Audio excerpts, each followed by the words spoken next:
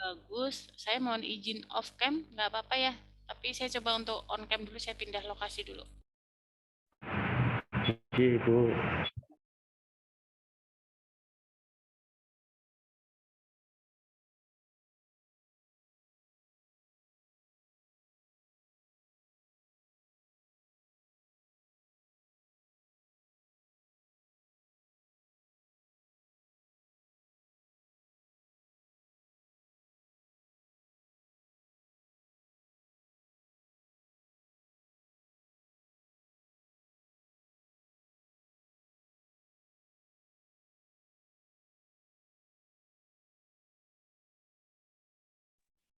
Oke, Bismillahirrahmanirrahim. Selamat siang. Assalamualaikum warahmatullahi wabarakatuh. Waalaikumsalam. Waalaikumsalam warahmatullahi wabarakatuh. Waalaikumsalam warahmatullahi wabarakatuh. Oke, teman-teman, hari ini kita akan belajar diskusi bareng ya, sharing saja terkait dengan PONVI ya. Yang akan saya bahas terkait dengan bagaimana fisiologi terjadinya PONVI. Mungkin ini bagi teman-teman sangat-sangat tidak asing, sering teman-teman jumpai ya sehari-hari di rumah sakit bagi teman-teman yang di pelayanan. Oke. Jadi pertama yang akan kita bahas, teman-teman, sebelum kita nanti mohon maaf Bu Nova nggak bisa lama ya, mungkin maksimal banget 2:30 karena Bu Nova sudah harus pergi. Ini teman-teman ada yang tahu nggak PONVI itu apa? Post operative nausea vomiting, Bu. Kalau itu kan kepanjangannya, Pak. Oh iya. Muntah di saat pos operasi, setelah operasi adanya mual muntah, Bu. Terjadinya mual muntah. Ya, terima kasih Pak Dede. Kalau ditanya kepanjangan berarti post operative nausea and vomiting, ya. Nah, yang akan kita pelajari adalah review anatomi gastrointestinal dan regionya, bagaimana sistem kontrol mual muntah, apa itu PONVI, bagaimana fisiologi muntah, dan bagaimana fisiologi obat anestesi terhadap PONVI. Pertama nih, kalau kita mau bagi regio abdomen, ada berapa regio yang biasa kita kenal, teman-teman? Ada berapa regio yang biasa kita teman-teman pahami?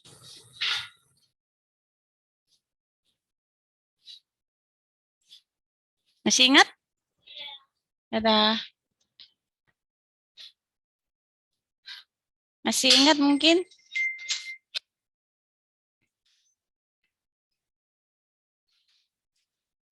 Ini regio yang sering kita kenal itu kan ada 4 atau ada 9. Ya. Kalau ada 4 itu apa aja? Kanan atas, kanan bawah, kuadran kiri atas, dan kuadran kiri bawah. Karena kan kita sedang berbicara bagaimana fisiologi anestesi terhadap sistem gastrointestinal. Pengaruhnya terhadap GI itu apa sih kan gitu.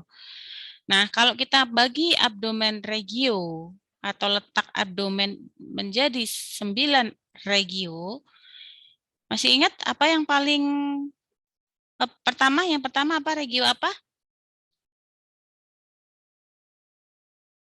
Hipokondria kanan. Yes. Epigastrik ke daerah ulu hati. Kemudian hipokondria kiri. Lumbal kanan. Umbilikal. Lumbal kiri. Kemudian iliaka kanan. Hipogastrik. Dan iliaka kiri. Ini review ya. Saya tidak akan mereview sistem anatomi secara lengkap. Ini yang akan nanti berhubungan dengan bagaimana letak insisi, anggaplah laparotomi ya, terkait dengan bagaimana pembagian regio abdomen. Bisa diulangi mungkin barangkali teman-teman.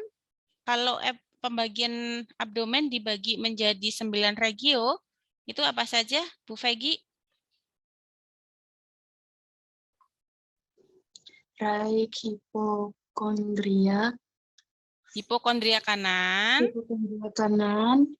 epigastrik region, hipokondria kiri, lumbal kanan, umbilical region, lumbal kiri, ilia kanan, hipogastrik region, sama ilia kiri. ya. Hipokondria kanan, epigastrik, hipokondria kiri, lumbal kanan, umbilikal, lumbal kiri, iliaka kanan, hipogastrik, dan iliaka kiri. Masing-masing region atau masing-masing kuadran atau masing-masing letak ini, saya kira teman-teman sudah paham. Contoh bagian organ yang ada di hipokondria kanan itu apa saja? Contohnya, head, liver, ya. Kemudian kandung empedu, ginjal bagian atas kanan, usus halus. Kalau yang bagian epigastrik, ini yang biasa di bagian tengah atas, lambung, ada masih bagian liver di epigastrik, pankreas, ya, duodenum, limpa, dan kelenjar adrenal. Nah, ini kelenjar adrenal ini ada yang masuk ke sini karena cuman mahkotanya doang ya, masuk ke sini. Kemudian hipokondria kiri itu organ yang terlibat, contohnya adalah spleen, walaupun di epigastrik juga ada spleen, tapi dominan dia akan masuk ke hipokondria kiri. Kemudian kolon ini juga bagiannya juga bagian ascenden atau bagian atas. Kemudian ginjal kiri dan pankreas juga masih ada di situ. Kemudian lumbal kanan, di sini juga masih ada kandung empedunya, ya. Liver masih, jadi liver itu dia ada di hipokondria kanan, epigastrik, dan lumbal kanan. Ya. Terus kemudian ada kolon atau usus besar bagian kanan. Kemudian umbilikal, itu daerah tengah umbilikus kita ya, pusat. Ada usus halus, tapi dia bagian tengah dan duodenum, usus 12 jari. Kemudian lumbal kiri, ada kolon bagian bawah, descendant, dan ginjal bagian kiri. Iliaka kanan, ada appendix, ada sekum. Sekum itu bagian bawah ini ya, yang usus besar ya. Kemudian seperti anusnya itu loh, tapi pintu masuk menuju ke anus ya, sekum. Kemudian hipogastrik, kandung vesika urinaria, kemudian kolon bagian sigmoid, kemudian reproduksi, organ reproduksi perempuan itu ada di hipokondria ini ya, bawah bagian bawah tengah. Yang terakhir adalah iliaka kiri, ada kolon bagian descendant dan kolon bagian sigmoid. Itu hanya review saja, teman-teman, bagian regio kalau kita bagi menjadi 9. Nah, kalau kita mau bagi menjadi 3, pembagian abdomen. Jadi pembagian abdomen itu mungkin teman-teman yang sering teman-teman pahami itu bagian 4, ya, yang kuadran kanan atas, kanan bawah, kiri atas, kiri bawah. Tapi kalau kita lihat lagi, bisa kita bagi 3, bisa kita bagi 4, bisa kita bagi 9. Semakin pembagiannya semakin banyak, organnya akan lebih spesifik yang berada di region tersebut. Nah, kalau dibagi menjadi 3, itu akan ada 3, yaitu epigastrik, bagian periumbilikal, dan bagian pelvis. Nah, terus kemudian terkait dengan bagaimana ini teman-teman udah bisa presensi belum ya di Skalsa? Belum bisa. Masih belum, Bu, karena belum ada usernya diberikan. Walah. Belum ada NIM, Bu. Kemarin ada menghubungi Pak Jayus, tapi nggak dibalas sih, Bu. Di-read aja. Ya udah wis. Ini kan berarti 23 kurang sekitar 7 orang yang belum masuk nih. Oke, ya ini adalah contoh dari sayatan abdomen, penentuan lokasi dari abdomen. Saya tidak akan banyak berbicara terkait dengan hal ini ya, tapi kenapa penting kita mereview terkait dengan bagian regio abdomen karena ini akan terkait dengan proses peletakan atau proses tempat insisi dari laparotomi misalnya seperti itu ya, gitu. Jadi kita harus tahu regio-regionya. Kemudian nah akan berbeda sebetulnya bagi seseorang yang memiliki luas permukaan lebar dan luas permukaan yang sempit. Ya, akan ada sedikit apa itu perbedaan ya. Jadi misalnya tadi kalau kita bagi menjadi 9, itu kalau permukaannya yang lebar ya mungkin bagian livernya ini dia mungkin akan ada yang dia hanya sampai di sini aja gitu. Jadi akan tergantung juga tergantung juga dari luas permukaan dari seseorang tersebut ya. Contohnya seperti ini nih. Nah, ini kan kalau kita lihat proses insisi itu akan juga dipengaruhi oleh bagaimana luas permukaan yang ada di tubuh pasien ya sebetulnya ya. Apakah dia nanti akan diagonal, apakah dia nanti akan tegak lurus, itu akan salah satunya dipengaruhi oleh itu. Tapi itu bukan kompetensi kita ya, kita hanya mereview saja. Nah, sekarang kita akan berbicara apa itu PONVI. Ada yang tahu PONVI itu apa? Kalau tadi sudah disebutkan sama Pak Dede, mual muntah setelah operasi ya. Berarti kalau misalnya saya itu habis operasi saya hari ini, kemudian saya lusa masih mual muntah, saya masih disebut PONVI atau tidak? Masih, Bu. Masih. Kenapa masih, Pak? Karena efek obat biusan itu biasanya hilangnya 2 atau 3 kali 24 jam ya, Bu. Oke. Ada pendapat lain? Jadi kalau misalnya saya hari ini saya operasi, kemudian saya masih mual muntah pada ini sekarang hari apa? Senin, Selasa, Rabu, Kamis. Kamis saya masih dirawat misalnya di bangsal rawat bedah misalnya, tapi saya masih mengeluhkan mual muntah. Itu apakah saya disebut dengan PONVI? Ada yang mau Tidak. Tidak? Tidak, Bu. Tidak. Tidak. Kenapa tidak, Pak Dede? Karena itu udah udah tidak dalam pengaruh obat anestesi ya, Bu. Terus mual muntahnya saya setelah saya operasi tuh. Oh iya. 3 hari setelah saya operasi kan? Pas obat. Nah, jadi gimana tuh? Izin Ibu, termasuk PONVI. Salah satunya seperti PDPH. Mohon izin, kalau nyabut. Kenapa dengan PDPH, Mas?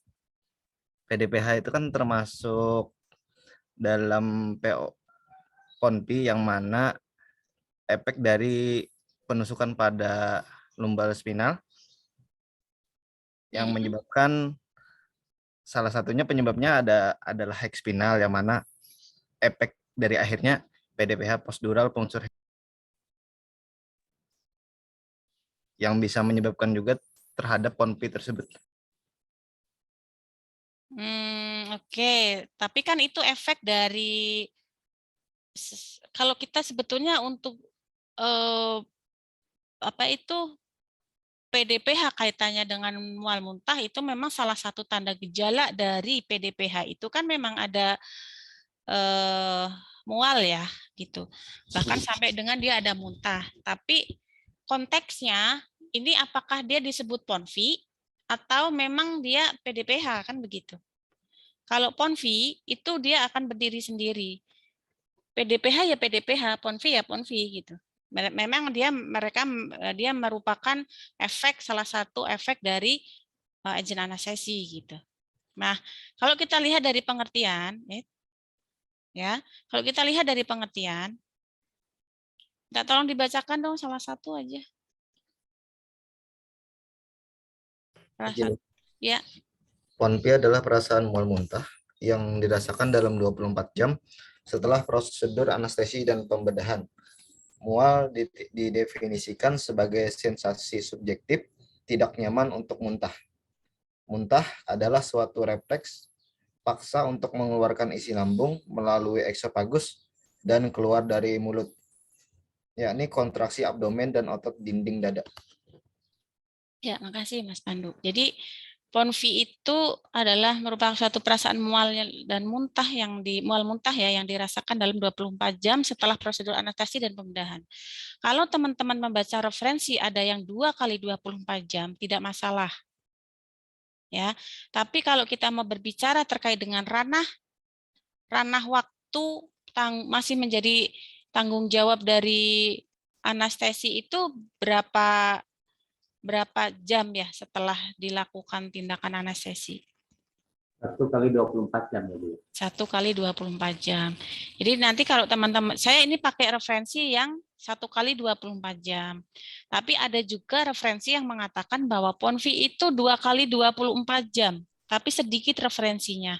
Yang paling banyak itu menunjukkan bahwa PONFI itu 1 kali 24 jam mengalami mual muntah pasca dilakukan operasi. Jadi itu masih merupakan tanggung jawab kita, anestesi. Kalau Bu gimana kalau yang 2 kali 24 jam? Nah itu tergantung ya, kalau misalnya memang di tempat pelayanan Bapak Ibu masih merupakan tanggung jawab dari dokter anestesi misalnya, ya itu mangga gitu, karena memang ada referensi yang mengatakan sampai 2 kali 24 jam. Tapi kalau 3 kali 24 jam saya belum pernah baca referensinya, Pak Dede. Gitu ya. Nah, mual dengan muntah itu berbeda. Nanti kita akan lihat scoringnya, ya. Ada suatu tes prediktif yang nanti bisa untuk melihat apakah nanti ini pasien akan bisa mual muntah atau tidak sih, gitu ya, untuk melihat PONFI. Nah, mual didefinisikan sebagai sensasi subjektif yang tidak nyaman. Pertanyaan saya adalah, kalau pasien mual kan tentu saja belum tentu muntah. Tapi kalau pasien muntah apakah disertai dengan mual? Pertanyaan saya. Mual, Ibu. Mual atau bisa aja langsung muntah gitu? Tidak Bu, mual dulu Bu, bertahap. Ya, tahap ya. Jadi muntah itu dia hanya sebagai, jadi mekanismenya berbeda ya. Nanti kita akan melihat mekanismenya berbeda. Nah, kita sharing ya. Mungkin kalau untuk di pelayanan teman-teman akan lebih banyak pengalamannya jauh dibandingkan dengan saya ya. Jauh banget. Ilmunya pun mungkin jauh lebih banyak teman-teman gitu. Kita sharing ya. Pada saat teman-teman akan memindahkan pasien di ruang RR, itu teman-teman kalau mau memindahkan pasien dari ruang RR itu pakai apa kalau GA? Kalau pasiennya dengan general anestesi, teman-teman berdinas di ruang RR. Iya Bu. Pakai address score ya Bu. Address score. Oke. Kalau misalnya regional anestesi, teman-teman mau pakai apa? Bromex score. Tapi tetap saya kebanyakan address score Bu. Ya, kenapa begitu Pak? Yang penting yang penting di atas 8, di atas 8 sudah bisa dipindahkan, karena efek dari regional hanya ekstremitas bawah aja yang tidak bisa bergerak, tidak bisa berfungsi. Betul, bagus ya. Jadi kalau kita ditanya untuk memindahkan pasien itu untuk regional anestesi itu pakainya apa? Kalau teman-teman jawab bromeds itu dikatakan salah-salah, kurang tepat ya kurang tepat. Karena bromeds itu bukan untuk instrumen untuk memindahkan pasien, bukan. Bromeds itu hanya untuk melihat atau menilai bagaimana kemampuan blok motoriknya dari pasien. Tentu saja kalau motorik ya pasti ada sensorik lah ya, gitu. Pasti akan sensorik dulu baru, tapi terakhirnya endingnya pasti karena sistem fisiologi itu kan pertama akan diblok dulu apanya, otonomnya. Setelah otonomnya misalnya sensoriknya kena motoriknya kan begitu ya. Jadi Bromex itu dia hanya akan menilai bahwa motoriknya sampai di mana, tapi bukan menjadi kriteria bahwa pasien dengan Bromex. Kalau teman-teman itu memindahkan pasien dengan regional anestesi, itu pakai bromance itu dipindahkan pakai acuan yang nilai berapa? Yang berapa bromance? Jarang pakai Bu. Oh, jarang pakai bromance. Jarang Bu. Nggak pernah nilai bromance kah, Pak? Jarang? Jarang Bu, jarang digunakan. Address score tetap Bu. Kalau bromik mungkin di dalam kamar bedah ya Bu, kalau mau diterapkan Ibu ya. Oh, gitu. Mungkin ada teman-teman yang lain? Dinilai 1, Ibu. Satu tuh yang kayak mana, Mas? 1 dapat bergerak tungkai dan pergelangan kaki. Kalau yang 2? Kalau yang 2 pergerakan tungkai lutut saja. Oke, berarti kalau bisa dipindah kurang dari 2 kan? Inggih, kurang dari 2. Ya, artinya itu kan berarti kemampuan pengeblokan dari sistem motoriknya gitu ya. Jadi tadi betul yang disampaikan Pak Dede bahwa sekali lagi biasanya teman-teman tuh mengatakan gimana untuk memindahkan pasien dengan regional anestesi itu dengan bromance score, itu keliru. Tetap kita pakainya acuannya adalah hemodinamik ya. Dia mau ya walaupun secara tapi tidak seluruhnya kemudian dia kemampuan motoriknya itu sudah nilainya kurang dari 2, kemudian belum tentu juga hemodinamiknya dia stabil. Jadi tetap aja kita mengacunya ke hemodinamik stabil. Nah, pertanyaan saya tadi terhadap apa yang disampaikan Pak Dede, pada saat teman-teman memakai Aldred score itu ada berapa komponen? Ada berapa parameter yang 5 digunakan? ya Bu. 5. Apa saja? 1? Aktivitas, Oke. pernapasan, Oke. sirkulasi, Oke. warna kulit. Oke, Ya, warna kulit. Warna Ya, ya Bu. terus Satu lagi, bentar lupa lagi Bu. kesadaran. Iya, kesadaran Bu. Kesadaran, aktivitas, Yes. sirkulasi, Pernapasan, dan warna kulit. warna kulit. Nah, teman-teman, warna kulit ini sekarang sudah diganti menjadi saturasi oksigen. Ya, jadi kalau teman-teman itu pakai Aldred score yang belum modifikasi itu sebelum tahun 95. Setelah tahun 95 itu disebut dengan modified score Aldred. Jadi harusnya tidak pakai warna kulit lagi Pak Dede. Jadi pakainya saturasi karena sudah ada alat saturasi. Kenapa ada perbaruan? Karena sebelum tahun 95 itu belum ada alat saturasi oksigen sehingga masih pakai warna kulit cyanosis kayak gitu ya, pucat, kemerahan gitu kan. Kalau sudah ada saturasi kita pakainya saturasi berarti kita pakai yang modified score Aldred gitu ya. Nah, itu kan ada 5 komponen. Pertanyaan saya nih Pak, ada nggak di dalam 5 komponen itu misalnya pernah nggak teman-teman ini menemukan pasien Aldred score-nya sudah 9, oke? Karena kan bisa kita pindah lebih dari, ada referensi mengatakan lebih atau sama dengan 8, ada yang referensi mengatakan 9 ya, boleh dipindah. Kita pakai yang minimal misalnya lebih atau sama dengan 8. Anggaplah skor Aldred-nya misalnya 9, dia bisa dipindah. Artinya hemodinamiknya sudah stabil. Pertanyaan saya teman-teman, ada tidak teman-teman pada saat mau memindahkan pasien, itu tapi dia masih mengalami PONV, masih mengalami mual muntah, tapi skor Aldred-nya sudah 9. Pernah nggak? Pernah Bu. Pernah Ibu. Pernah. Seberapa persen kira-kira di antara 10 pasien itu dulu. Di antara 10 pasien itu yang mengalami PONV dengan Aldred lebih dari 9, Pak. Minta serinya. 1/10 Ibu kalau yang Oh, 1/10 ya? Karena memang yang untuk SPAN di izin di tempat pandu itu biasanya menggunakan obat ondan sentralnya itu pres, Bu. Jadi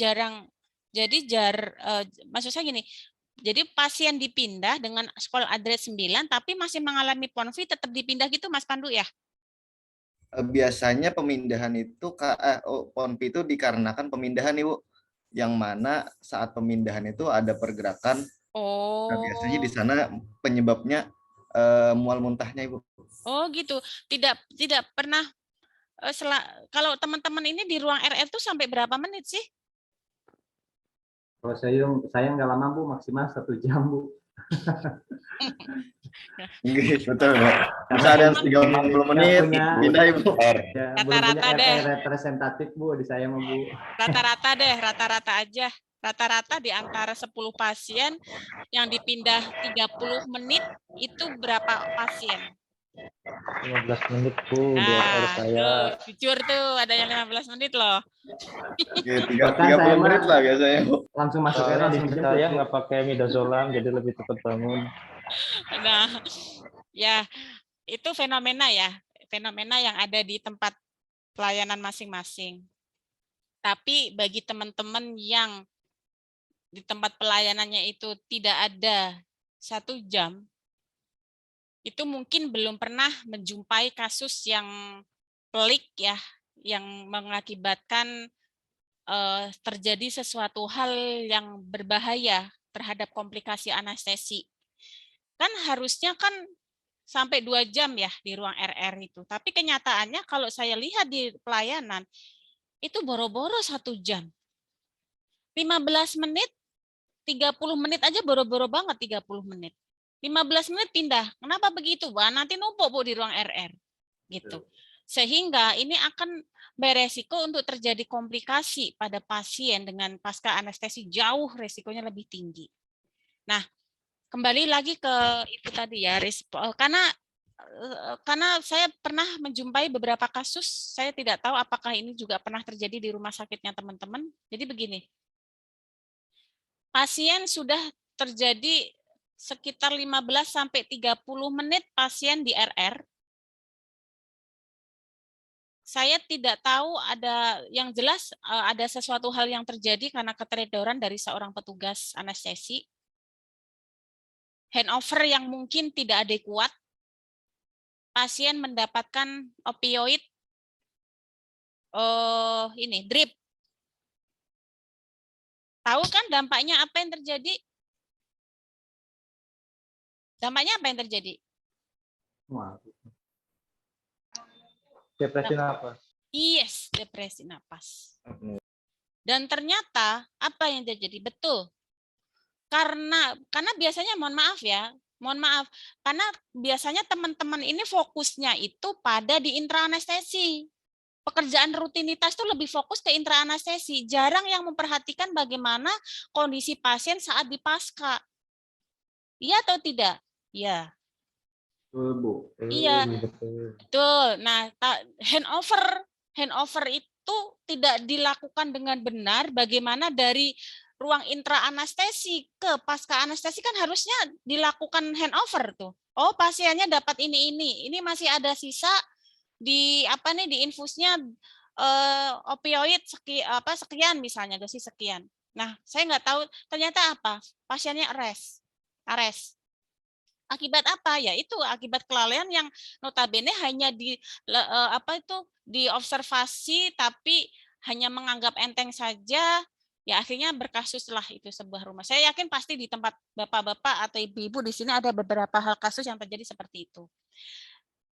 Nah, terus kemudian terkait dengan PONVI. Kalau kita mau lihat dari Aldred Score, itu kan ada 5 parameter tadi. Pertanyaan saya, ada nggak di 5 parameter tadi itu yang berbicara terkait bahwa pasien itu nyaman gitu untuk dipindahkan? Kesadaran, aktivitas, sirkulasi, berarti sirkulasi itu yang kita nilai adalah tekanan darahnya atau MAP-nya. Kemudian saturasi oksigen itu jelas. Terus kemudian apalagi ya tadi kesadaran, aktivitas, sirkulasi, pernapasan ya, pernapasan dengan bantuan oksigen atau tidak, bagaimana refleks batuknya ada atau tidak, terus kemudian apa tadi yang terakhir ya, pokoknya 5 itulah ya. Nah itu ada nggak di antara 5 itu yang berbicara terkait dengan keamanan pasien pada saat kenyamanan pasien saat dipindah? Paham maksudnya nggak? 5 itu ada nggak yang berbicara tentang kenyamanan pasien? Mual muntah itu masuknya ke keamanan atau kenyamanan? Kenyamanan. Kenyamanan, Bu. Nyeri, Mual-muntah, Bu. nyeri masuknya ke keamanan atau ke kenyamanan? Nyaman. Kenyamanan, Nyaman. Bu. Kenyamanan, Bu. Shivering masuknya ke keamanan atau ke kenyamanan? Kenyamanan. Bu. Kenyamanan. Iya, betul. Ya, makanya Aldred score itu adalah merupakan suatu instrumen minimal bahwa pasien itu aman untuk dipindah. Tapi belum salah. Jadi ada beberapa kelemahan di Aldred score ya terkait dengan satu, belum dilakukannya uji validitas sebetulnya Aldred score itu. Nggak ada referensi yang mengatakan berapa hasil uji validitas Aldred score. Tapi memang dia bisa menilai secara objektif bagaimana hemodinamik pasien sehingga dipakai di seluruh dunia. Kekurangan yang kedua Aldred score itu adalah tidak adanya parameter terkait dengan kenyamanan pasien. Ya. Mas, kalau misalnya ditanya kejadian pos operasi, nyeri pos operasi, itu pasti teman-teman akan mengatakan, Bu, mana ada nyeri, Bu? Di ruang RR kan dia masih dapat analgetik. Pasti teman-teman akan jawab begitu. Terus kemudian terkait dengan terjadinya ponvi, dia juga sama, Bu, di pengakhiran dari durante anestesi diberikan, Bu, antiemetik misalnya. Tapi kenapa justru walaupun seperti itu kejadian ponvi itu sampai dengan 30% pada populasi umum dan 80% dengan populasi beresiko tinggi. Artinya adalah kita seharusnya tidak boleh berpikir dari satu pihak seperti itu. Nyatanya di dalam suatu populasi masih banyak yang terjadi. Saya lihat banyak, saya sering banget lihat apalagi ponvi. Ponvi itu pasien walaupun sudah dia mendapatkan antiemetik misalnya ya seperti itu atau mungkin dia dengan mendapatkan opioid dengan dosis minimal dan lain sebagainya yang bisa mencegah terjadinya ponvi, tapi kenyataannya pasien masih banyak terjadi mual muntah. Gitu ya. Jadi ini menjadi suatu pemikiran kita bersama bahwa selain keamanan, mohon teman-teman juga memperhatikan kenyamanan pasien saat mau dipindahkan. Ya, seperti pasiennya ada mual atau muntah tidak, ada nyeri atau tidak, ada menggigil atau kedinginan atau tidak. Karena jangan sampai pasiennya sudah dipindah walaupun dia aman, sudah Aldred score-nya sudah lebih dari misalnya 9, tapi dia masih ada perasaan ingin muntah, digeret aja ke ruang RR, di ruang bangsal. Pernah atau enggak kayak begitu? Pernah ya Pak Dede? Pernah Bu, banyak Bu, sering. Banyak, Bu. Ya Allah, astagfirullahaladzim, saya aja kalau saya jadi pasiennya, misalnya nih anggaplah pasien itu keluarga, jadi jangan menganggap tuh pasien itu keluarga. Kalau saya mah sekarang begitu. Kalau dulu kan anggaplah pasien itu keluargamu kan begitu ya. Tapi saya sekarang nggak mau begitu. Anggaplah pasien itu adalah diri kita. Kita itu sedang mual, kita itu sedang muntah, apalagi kita sedang sakit-sakitan atau kita sedang menggigil gitu ya karena efek dari shivering dari itu gitu. Kita tetap aja pindah karena udah aman dipindah gitu. Tapi kita tidak memperhatikan kenyamanan pasien. Nah, gitu ya. Nanti mungkin nggak lagi seperti itulah setelah kuliah ini ya, Bu Nova itu. Karena kalau kenyamanan itu lebih ke arah ini ya, lebih ke arah kepuasan pasien, lebih ke arah pasien experience-nya seperti apa gitu. Jadi atasi dulu, baru kalau sudah stabil nggak usah terburu-buru gitu ya. Nanti bandingkan aja, bisa dilakukan penelitian ini. Ini Bu Nova juga sedang melakukan penelitian terkait dengan hal ini.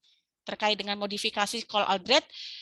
Skol-Aldred itu kan hanya parameter hanya dari segi keamanan saja. Bu Nova mencoba untuk melakukan kajian lebih lanjut terkait dengan Aldred score ini, sehingga nanti diharapkan pasien pindah ke ruang RR itu tidak hanya sekedar aman, tapi juga nyaman, puas, sehingga nanti ini ya, pengalaman pasien atau pasien experience-nya. Karena sekarang itu untuk akreditasi rumah sakit itu akan melihat bagaimana kepuasan pasien ya, konsumen terhadap layanan dari rumah sakit, bagaimana pasien experience-nya terhadap rumah sakit, itu sekarang kan kita pakainya itu gitu, sehingga Bu Nova mencoba untuk ini. Jadi memindahkan pasien tidak hanya standar minimal, tapi kalau bisa ya standarnya keamanan iya, nyaman juga iya gitu. Nah, itu menjadi nanti kita bersama-sama ke arah ke sana bareng ya gitu.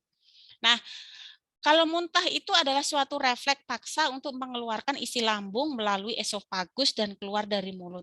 Kalau tidak ada peningkatan atau tidak ada kontraksi abdomen dan otot dinding dada, tidak akan bisa terjadi muntah. Mau seperti apapun, tapi kontraksi dalam abdomen atau otot dinding di dalam dada itu tidak adekuat, muntah itu tidak akan terjadi. Ya, nanti kita akan bicara secara fisiologinya. Nah, ini yang tadi saya katakan, bahwa insidennya itu pada populasi yang umum itu 20 sampai 30%. Tapi pada populasi yang beresiko tinggi itu sampai 80%. Dan hampir pasti setiap hari kita selalu menjumpai aja pasien mengalami PONV, ya. Kasihan gitu ya.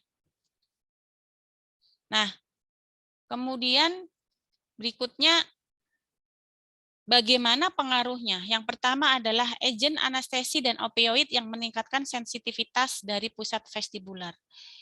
Jadi efek kerja dari anestesi, kita bicara fisiologi nih. Kenapa kok bisa mengakibatkan mual muntah pada pasien? Itu karena apa? Agen anestesi dan opioid yang digunakan. Karena ada opioid-opioid tertentu yang dimana dia banyak akan menyebabkan terjadinya PONV. Kenapa? Dia mempengaruhi pusat muntah.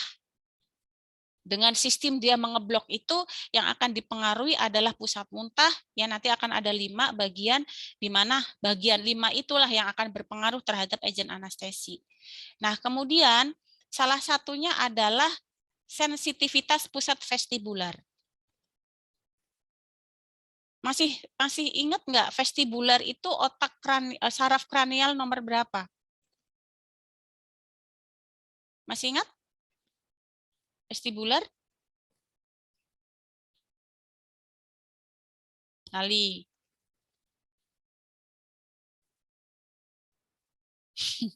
Vestibular itu berapa? Masih ingat? Nomor 8. Ya, otak kranial nomor 8. Ini sama dengan yang tadi Mas Pandu sampaikan bahwa kita akan terjadi muter-muter ya. Artinya kita pusing seperti itu, kayak orang vertigo ya, seperti itu, atau orang dengan terjadi perubahan posisi ya, mengakibatkannya. Kalau tadi Mas Pandu itu bilang bahwa bukan di ruang RR-nya, Bu, karena dia PONV-nya itu terjadi pada saat dia terjadi perubahan posisi, betul sekali ya. Tapi sebetulnya kalau dia PONV itu tidak hanya sekedar dia terjadi saat perubahan posisi. Perubahan posisi itu akan meningkatkan terjadinya PONV. Kenapa? Karena vestibularnya itu kena. Vestibularnya itu terpengaruh oleh agen anestesi itu. Sudah kena, ditambah lagi resiko yang lain, dia terjadi perubahan posisi, tambah lagi, kan begitu. Nah, bagaimana caranya pada saat perubahan posisi, Mas Pandu, kalau memindahkan pasien, kan misalnya nih dari berangkat satu ke berangkat lain, memindahkan pasien satu dengan pelan-pelan dan pasien minta untuk tutup mata selama pindah. Dilakukan nggak teman-teman seperti itu kalau mindahin pasien? Enggak. Wes, pindah-pindah ya, Bu. Dilakukan. Oh, dilakukan. mantap. Berarti Tidak, Bu. Dilakukan, Ibu. Kalau pindah pasti suruh tutup mata, mindahnya kita pakai pelan-pelan. sip. Bagus, Pak Pratama, bagus. Kalau yang saya lihat di beberapa pelayanan tidak dilakukan itu, Pak. Bapak dari rumah sakit mana, Pak Pratama? Dari RSI Fatimah Cilacap, Bu. Wes, mantap. Kok saya ke sana nggak pernah ketemu Bapak ya, Pak ya? Halo ya, Bu. Sama dengan Saya di Pak. ruang RR, Bu. Oh, di ruang RR terus? Iya. Pak, siapa ya? Si E-nya siapa, Pak? Di situ? Itu ada Pak Satria Ilan ya? sama iya Pak Marsilan ini di sini. Waalaikumsalam, Bu. Waalaikumsalam warahmatullahi wabarakatuh. Mantap Pak Ilan nih. Oke. Bagus. Kalau RSI Fatimah itu memang bagus ya. Dia rumah sakit swasta. Ya, caringnya juga bagus. Bukannya saya promosi ya Pak Pratama, karena memang Terima kasih, Bu. sering saya supervisi ke sana juga. Memang hebat ya untuk caringnya. Oke, terima kasih Pak Pratama untuk sharingnya. Ya, jadi ini ya nanti bisa dilakukan teman-teman saat memindahkan pasien itu tidak hanya sekonyong-konyong kita memindahkan, tapi minta kita pindahkan secara pelan-pelan. Kita komunikasi dulu sambil meminta pasien tutup mata. Itu bisa secara signifikan bisa mengurangi efek konfi ya gitu. Terus kemudian berikutnya ini adalah kalau kita mau mereview lagi bagaimana otak kita kaitannya dengan konfi. Ini akibat dari adanya interaksi kompleks dari reseptor.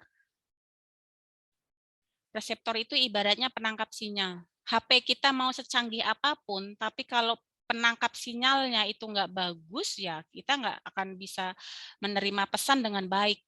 Sama dengan terjadinya ponfi, ataupun apapun itu, pasti akan diterima dulu oleh reseptor.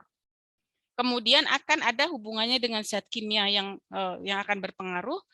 Kemudian sistem organnya dimediasi oleh pusat muntah. Siapakah pusat muntah? Inilah pusat muntah kita. Yaitu ada di area dorsal pada medula atau disebut dengan reticular formation. Nah, ini adalah bagian otak kita nih yang atas putih ya. Nah, medula kita ini ada di bawah ya, di bagian samping bawah dari otak kita ini. Nah, ini seperti dia ke bawah ini batang otak nih. Nah, ini adalah ponsnya. Pons ini dia bertugas untuk mengatur pernapasan, kemudian kardiovaskuler ya. Kemudian di situ terkait dengan maksudnya mengatur irama seperti itu tuh pons ya tugasnya. Nah, di sampingnya pons itu ada yang namanya reticular formation. Itu adalah bagian dari pusat muntah kita. Nah, kenapa sih kalau orang mual muntah atau dia vertigo lah ya ibaratnya, vestibular dia pusing karena di sini ada vestibular, ada cerebellum juga. Cerebellum itu adalah otak kecil. Jadi dia merupakan pusat keseimbangan. Jadi kalau agent anestesi ini dia akan nyenggol nih cerebellumnya juga. Vestibularnya juga akan kena karena dia berdekatan seperti ini ya, sehingga akan mengakibatkan sensasi mual muntah. Nah, ini adalah kalau kita berbicara secara anatomi dari efek anestesi terhadap gastrointestinal itu kan akan ada beberapa jalur. Yang pertama adalah Bu, kok susah amat sih Bu namanya ya, tapi memang kayak begini ya. Ini kan ilmu dasar di mana teman-teman ya harus tahu gitu ya. Terbentuk dari 3 nukleus. Nukleus tractus solitarius tugasnya adalah menerima informasi sensori dari aferen. Jadi ibaratnya agent anestesi itu akan diterima dulu oleh siapa? Akan diterima dulu oleh reseptor, kemudian akan diterima oleh nukleus tractus solitarius. Kemudian di situ ada juga dorsal motor nukleus pada vagus. Vagus ini merupakan saraf kranial nomor 10, di mana vagus ini erat kaitannya dengan sistem gastrointestinal. Dia mengatur bagaimana organ-organ bagian dalam itu bekerja. Itu siapa yang mengatur? Vagus. Nah, kemudian kenapa bisa terjadi muntah? Karena nukleus ambigus. Jadi, ketiga nukleus ini bekerja sama. Kalau misalnya dia tidak terjadi muntah, ini akan ada kaitannya dengan nukleus ambigus. Karena apa? Nukleus ambigus ini koordinasi aktivitas motorik selama muntah. Jadi motorik itu kan ada kontraksi otot abdomen. Jadi kalau nggak ada muntah, dia tidak akan sampai ke nukleus ambigus. Dia hanya akan sampai di nukleus tractus solitarius. Dia hanya menerima informasi sensori saja. Sensori itu kan hanya bisa merasakan. Mual itu hanya sebagai perasaan subjektif saja. Ya, jadi mual beda ya antara mual, retching, muntah itu beda. Jadi kalau kita mau mengenal ponfi itu ada 3 itu, ada 3 komponen: mual, retching, muntah. Mual itu hanya perasaan saja. Tapi kalau retching itu sudah ada gitu. Ada suara gitu itu udah retching gitu. Mual belum tentu retching. Ya, tapi kalau sudah retching itu biasanya dia akan disertai dengan adanya kontraksi dari otot abdomen dan dinding dada. Dia akan bekerja sama dengan nukleus ambigus sehingga kontraksi akan semakin meningkat, muncullah muntah sehingga isi di dalam abdomen entah ada isinya nasi atau enggak ada ya karena dia puasa misalnya, dia tetap akan keluar sesuatu bahan ya, entah hanya asam lambung dan lain sebagainya. Paham ya sampai di sini ada tiga nukleus yang terlibat di dalam proses konfi. Nah, jalurnya lewatnya apa, Bu? Yang pertama CTZ. Reseptor mual muntah disebut dengan CTZ. Chemoreceptor trigger zone. Jadi nanti teman-teman kalau membaca jurnal-jurnal, ini teman-teman kayaknya sebentar lagi juga akan diarahkan untuk skripsi ya. Monggo silahkan teman-teman yang mau meneliti terkait dengan PONFI. Ingat harus paham fisiologinya. Pertama, agen anestesi itu akan bekerja, akan ditangkap oleh CTZ, chemoreceptor trigger zone. Ya, jadi ini jalurnya ya, satu. Yang kedua, akan melalui mukosa vagal pada gastrointestinal. Adanya refleks vagal ya, sama dengan kalau teman-teman itu masang istubasi, kemudian ada batuk dan lain sebagainya kayak gitu. Itu ada refleks vagal ya, seperti itu. Sama, ini juga sama akan ada hubungannya dengan respon vagal. Kemudian yang ketiga ada hubungannya dengan neural pathway vestibuler yang tadi saya katakan. Kenapa dia ada biasanya kalau mual muntah itu akan ada disertai dengan pusing atau pusing namanya dizziness. Bahasa medisnya itu dizziness, D-I-Z-Z-I-N-E-S-S, dizziness, pusing ya. Itu kenapa? Ya kayak orang vertigo itu. Orang vertigo itu kan dia pusing berputar terus disertai dengan mual dan muntah kalau dia tidak tahan. Karena apa? Vestibularnya kena. Orang vertigo itu kan kelainannya di vertibular ya gitu.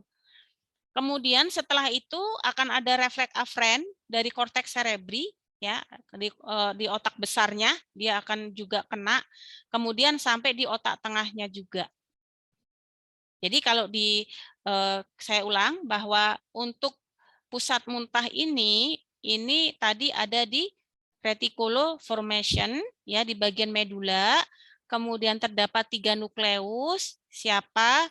Untuk yang menerima yang hanya sampai di mual aja berarti itu hanya nukleus tractus solitarius karena dia hanya menerima informasi secara sensorik. Kemudian akan diteruskan ke dorsal motor nukleus pada vagus. Kemudian kalau dia sampai ke muntah itu berarti sampai di nukleus ambigus. Dengan 5 proses perjalanan melalui CTZ atau chemoreceptor trigger zone, mukosa vagal, vestibular, korteks cerebri dan bagian afren dari midbrain atau otak tengah. Ya, gitu. Ini hanya sekedar gambar saja. Contohnya adalah seperti ini. Ini saya ambil dari jurnal, ya. Jadi kalau kita lihat di sini ini adalah gambar dari otak kita di mana ini CTZ itu ada di mana sih? Nah, ini pusat muntah kita nih di sini nih. Ini pusat muntah kita ya, ada di memang ini kan ini medula oblongata nih. Nah, medula oblongata itu kan bagiannya ada pons ya. Tadi ada pusat muntah di situ. Nah, ini pusat muntah kita di sini. Nah, cranial nerve 9 dan 10 inilah yang disebut dengan vagus yang tadi saya katakan. Vagus kita itu kenapa? Bahwa pencernaan kita, pernapasan kita, kardiovaskuler kita, pokoknya organ-organ bagian dalam itu diatur oleh vagus, ya disinilah gitu ya. Ini CTZ. Nah, ini ventrikel keempat dari otak kita ya. Nah, di sini adalah chemoreceptor zone-nya. Nanti bisa dibaca sendiri ya. Ini pusat muntahnya. Ada reseptor H1, ada reseptor M1. Nah, kalau kita mau berbicara anti-emesis itu biasanya dia bekerjanya di sini nih, 5HT reseptor. Seperti ondan misalnya ya, ondan sentron seperti itu tuh dia bekerjanya menghambat ini 5HT reseptor nih, Nih. Jadi yang harusnya dia mau mual muntah ini diblok reseptor ini, 5HT reseptor, sehingga tidak terjadi mual muntah. Itu ya. Itu nanti kalau teman-teman mau berbicara terkait dengan farmakokinetik atau farmakologi dari obat-obatan. Kenapa, Bu? Ya, makanya obat-obat anestesi itu atau obat-obat yang lain itu dia indikasi atau kontraindikasi itu didasarkan pada ilmu fisiologi. Jadi kalau ilmu fisiologi teman-teman tuh nggak kuat, hanya taunya hanya farmakologinya saja, ya tidak imbang nanti jadinya, gitu ya. Jadi harus didasari ilmu farmakologi dan ilmu fisiologi harus kuat. Ini tadi yang saya katakan, jadi mual, retching, dan vomiting. Ya, jadi ini adalah aksi di mana proses terjadinya vomit, muntah. Kita lihat nih, ada pusat tertinggi yaitu siapa? Hipotalamus, cerebellum, ya. Kemudian ada di sini labirin, ya, yang ada kaitannya dengan vestibular. Nah, pusat muntah ini nanti akan ada menghentikan pernapasan, ya. Jadi kita teman-teman tuh kalau muntah itu bernapas nggak sih? Enggak. Mana ada kita bernapas? Coba aja muntah, teman-teman. Muntah itu pasti akan berhenti inspirasi dan ekspirasi. Proses pernapasan akan berhenti. Ya karena apa? Memang dalam beberapa detik berhenti ya. Pada saat proses terjadi itu dia akan berhenti. Karena di sini ada pengaruh dari vomiting center untuk memberhentikan pernapasan kita. Ya. Nah, terus kemudian ini ada kalau memang terjadi peningkatan abdomen, nah ini pengaruh dari pusat muntah ini akan mengakibatkan kontraksi otot abdomen dan diafragma, terjadi peningkatan tekanan abdomen sehingga nanti bisa keluar vomit. Kalau memang nggak ada, pusat muntah ini tidak sampai di yang tadi ya, yang bagian motorik tadi, itu ya tidak akan bisa sampai terjadi muntah, hanya bagian sensasinya saja. Oke, ini yang tadi saya katakan bahwa ini adalah CTZ, chemoreceptor zone-nya. Nah, ini biasanya dolasentron, ondansentron, dan lain sebagainya itu dia menghambatnya di 5HT reseptor. Jadi ini ya. Nah, di reseptor-reseptor ini kan banyak nih. Chemoreceptor glioblastoma terdiri dari apa aja? Ada D2 reseptor, ada NK reseptor, ada 5HT3 reseptor, ada 5HT1 reseptor, ada 5HT2 reseptor. Kemudian di sistem vestibularnya ada apa? Ada H1 reseptor, ada M1 reseptor. Pokoknya intinya namanya reseptor intinya gitu aja.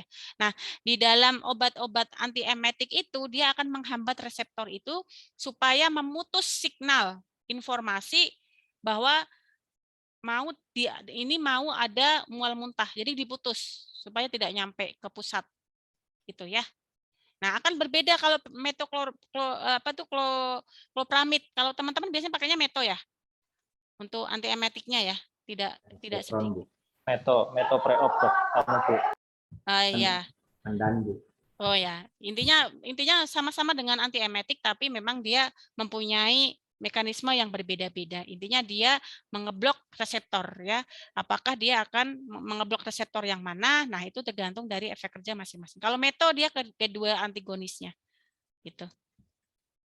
Ini sama dengan yang tadi ya. Saya tidak akan mengulang lagi. Jadi intinya di sini ini patofisiologi terjadinya mual akibat efek kemoterapi, akibat efek dari obat opioid, akibat efek dari anestesi atau racun-racun secara endogen, ini akan memicu CTZ ya untuk menstimulasi pusat muntah. Nah, makanya efek-efek obat anestesi, efek obat antiemetik tertentu ini ngebloknya di sini nih. Apakah di 5HT3-nya, apakah di D2 antagonisnya, atau kalau memang dia itu opioidnya itu bisa juga dicegah di reseptor opioidnya atau di substansi P-nya. Kalau yang dicegah di substansi P-nya juga bisa, ini juga nanti akan berefek ke anti nyeri karena substansi P itu merupakan serabut saraf yang salah satunya merupakan serabut eferen yang menstimulasi terjadinya nyeri. Gitu ya. Nah, terus kemudian ini juga sama. Kalau ada rasa nyeri, bau yang menyengat ya, atau penglihatan saya melihat sesuatu itu atau melihat makanan gitu ya, kok saya sudah mual ya gitu misalnya, atau sesuatu hal apa yang menjijikan, mohon maaf, tapi kok saya mual. Nah, itu proses kerjanya kayak begini nih. Dia akan diterima dulu ya. Di sini akan ada peran dari cerebral cortex atau korteks bagian korteks cerebral, langsung dia akan bekerja ke pusat muntah. Gitu ya. Nah, ini adalah nukleus vestibularnya. Nah, nukleus vestibular ini nanti yang akan mengakibatkan tadi yang Mas Pandu bilang ada motion sickness. Apa itu motion sickness? Motion sickness itu adalah dia mual karena akibat perpindahan. Misalnya, contohnya orang mabok perjalanan, itu motion sickness namanya. Makanya nanti kita akan berbicara faktor resiko apa sih yang bisa mengakibatkan PONV. Salah satunya motion sickness. Orang-orang yang mabuk perjalanan itu resikonya akan lebih tinggi dia terjadi PONV dibandingkan dengan dia tidak mempunyai motion sickness ya. Gitu. Radioterapi, kemoterapi dan lain sebagainya ini langsung akan bekerja ke vomiting center yaitu medula. Nah, sekarang kita akan berbicara tentang faktor resiko.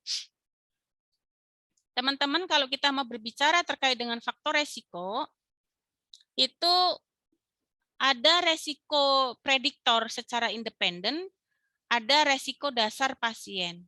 Teman-teman pernah mendengar skor Apfel? Ada? Teman-teman pernah nggak teman-teman itu pada saat teman-teman mengkaji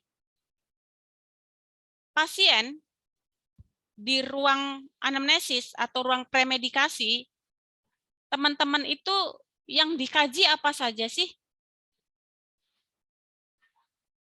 Teman-teman pada saat mengkaji pasien di ruang premedikasi atau di ruang anamnesis sebelum dibawa ke intraanestesi, teman-teman kaji apa? Tentunya biodata, biodata. Apa namanya? Biodata. Oke, biodata. Oke, jelas. Apalagi, Pak? Riwayat operasi, Bu. Riwayat operasi. Apalagi? Puasa. Alergi. Alergi. Apalagi, Pak? Puasa. Terakhir makannya, Bu. Apa, Pak Festus? Terakhir makannya. Nggak dengar saya. Nggak dengar. Penyakit, Bu. Apa, Pak Norit? Riwayat penyakit. Oh, riwayat penyakit. Oke. Teman-teman sudah mengaji sedemikian hebatnya. Pertanyaan saya, tujuannya untuk apa sih sebenarnya? Berpikir. Ya, untuk apa itu sebenarnya? Mencegah resiko ya, Bu ya. Iya, betul. Untuk mencegah kira-kira resiko apa yang akan terjadi, kan begitu? Tapi pertanyaan saya adakah kita hanya sekedar mengkaji saja, selesai, terus tanpa ada, kemudian misalnya begini, Bu, ada riwayat, misalnya kita sudah tahu nih ilmunya nih, bahwa pasien yang akan beresiko terjadi PONV, atau pasien yang akan terjadi resiko misalnya terjadinya bradikardi, entah selain efek anestesi ya, kan ada faktor-faktor lain pasti, selain agen anestesi itu pasti ada faktor lain. Itu kita akan berpikir jauh nggak sih kalau ini nanti akan beresiko terjadi pasien seperti ini dengan data pra anestesi seperti ini. Pernah berpikir seperti itu tidak? Oh, misalnya ini pasiennya ada riwayat mabuk perjalanan. Oh, pasiennya ini ada obesitas. Oh, ini pasiennya ada oh ini perempuan di mana kok usianya sekian. Berarti nanti resikonya akan begini. Kalau resikonya nanti begini, berarti saya harus begini. Berarti pencegahan yang harus saya lakukan berarti saya harus begini nih. Dari intra sampai dengan nanti pasca. Misalnya, atau dari pra sampai dengan nanti pasca. Ya, yang diharapkan kan begitu kita bisa menilai nanti akan ada resiko apa yang terjadi pada pasien sehingga bisa kita antisipasi. Sebetulnya kan tujuan anamnesis itu di situ. Gitu ya. Nah, ini adalah skor Apfel. Ya, Apfel itu adalah penemu ya sebetulnya. Penemu yang menemukan skor ini untuk memprediksi apakah nanti pasiennya mual muntah mempunyai resiko tinggi mual muntah atau tidak. Skornya 0 sampai 1 itu rendah, resiko terjadi mual muntahnya rendah, 2-3 itu medium, 4 atau lebih itu dia mempunyai resiko tinggi. Dengan prosentase, kalau 0, nilai skor Apfel-nya 0, berarti Bu kalau nilai skornya 0 itu berarti tidak terjadi PONV dong? Tidak. Masih bisa beresiko terjadi PONV, tapi kapasitasnya dia rendah dengan prosentase 10%. Kalau skor Apfel-nya itu 1, ya dia kan kalau 1 kan di sini interpretasinya rendah. Tapi kalau skor Apfel-nya 1, dia akan beresiko terjadi PONV itu 20%. Ya, gitu. Terus kemudian ini 2 ya, 2-3. Itu dia akan terjadi risiko medium ya dengan prosentase 60% terjadi PONV. Dan yang tertinggi adalah risiko skor Apfel itu 4, dia 80% akan terjadi PONV. Itu risiko untuk saya nggak tahu apakah skor Apfel ini dipakai di institusi teman-teman atau enggak, saya kurang paham ya. Dipakai enggak ya Pak Dede? Enggak, Bu. Oh, enggak ya. Saya baru tahu sekarang, Bu. Oh, oh baru tahu. Oke. Baik. Oke, enggak ada masalah. Jadi ini beberapa pertanyaan sebetulnya ada banyak ini ya, ada banyak skor untuk menilai prediktif dia terjadi PONV atau tidak. Dan ada juga sebenarnya instrumen untuk menilai bahwa dia ada terjadi komplikasi minor atau mayor itu dari pasca surgical juga ada ya. Tapi saya nggak tahu ya masing-masing rumah sakit apakah melihat sampai di situ atau tidak. Nah, sebetulnya untuk melihat PONV itu tidak hanya skor Apfel, tapi yang saya akan tuliskan ada skor Apfel karena apa, di antara 3 referensi yang paling valid itu setelah dilakukan uji validitas itu hanya skor Apfel, sehingga saya tidak akan menjelaskan skor yang lain yaitu konfur rata itu apa gitu ya, dia ada 5 komponen, tapi itu secara uji validitas kurang dibandingkan dengan Apfel, sehingga saya hanya akan menyampaikan yang untuk memprediksi PONV itu hanya dengan Apfel saja. Nah, ini contohnya misalnya apakah dalam 6 jam setelah pembedahan ya atau pada saat pulang kalau misalnya ini untuk one day surgery ya, tahu ya one day surgery untuk yang bisa langsung pulang misalnya untuk rawat jalan ya. Setelah perpindahan dari pembedahan, ya kita tanyakan apakah pernah muntah atau retching? Apakah ada pengalaman mual dan muntah sebelumnya? Dalam kehidupan sehari-hari seperti apa misalnya dalam posisi berpindah ke tempat tidur misalnya. Atau misalnya dia berjalan normal misalnya, ataupun apapun pernah mempunyai riwayat itu atau tidak gitu. Tapi jarang teman-teman yang menanyakan pada saat di ruang premedikasi atau ruang anamnesis itu pernah muntah sebelumnya, ada riwayat muntah nggak Bu sebelumnya? Kayaknya nggak masuk ke dalam salah satu anamnesis teman-teman deh, kayaknya sih. Nah, terus kemudian berapa lama kalau memang ada perasaan mual dan muntah misalnya seperti itu. Nah, ini salah satu contoh ya. Nah, kita akan berbicara terkait dengan nanti skor Apfel, nanti ada slide berikutnya. Nah, muntah. Ini tadi yang sudah saya katakan bahwa muntah ini bahayanya muntah ini akan memicu sistem saraf otonom menjadi sistem saraf parasimpatis. Sehingga biasanya teman-teman sudah tahu lah ya ilmunya ini. Kalau pasiennya hipotensi atau kekurangan cairan akan terjadi mual muntah kan begitu ya? Teman-teman biasanya begitu ya? Iya enggak? Ya, Bu. Ya. Ya.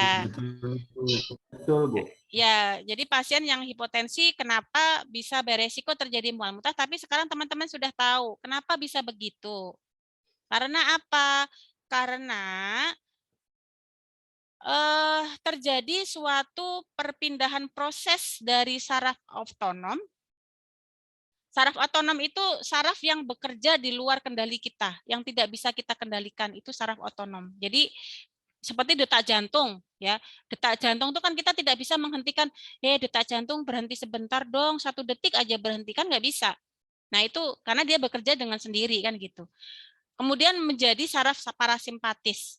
Nah, jadi efek obat anestesi itu biasanya akan mengeblok sistem parasimpatik. Nah, sehingga efeknya apa? Efeknya akan terjadi hipotensi dan bradikadi. Jadi semua keseluruhan itu apa yang terjadi sama pasien itu akan berkesinambungan terkait dengan fisiologi ya.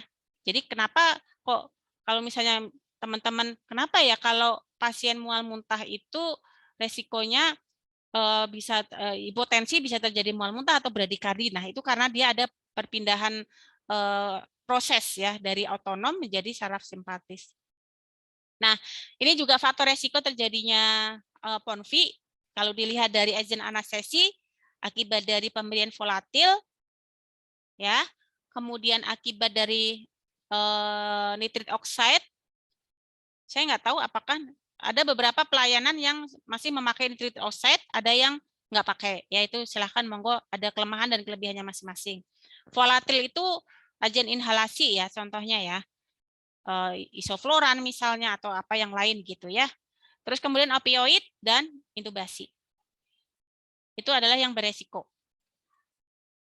Terus kemudian berikutnya, kalau terkait dengan faktor resiko pembedahan, teman-teman, semakin lama pembedahan akan beresiko meningkatkan PONV.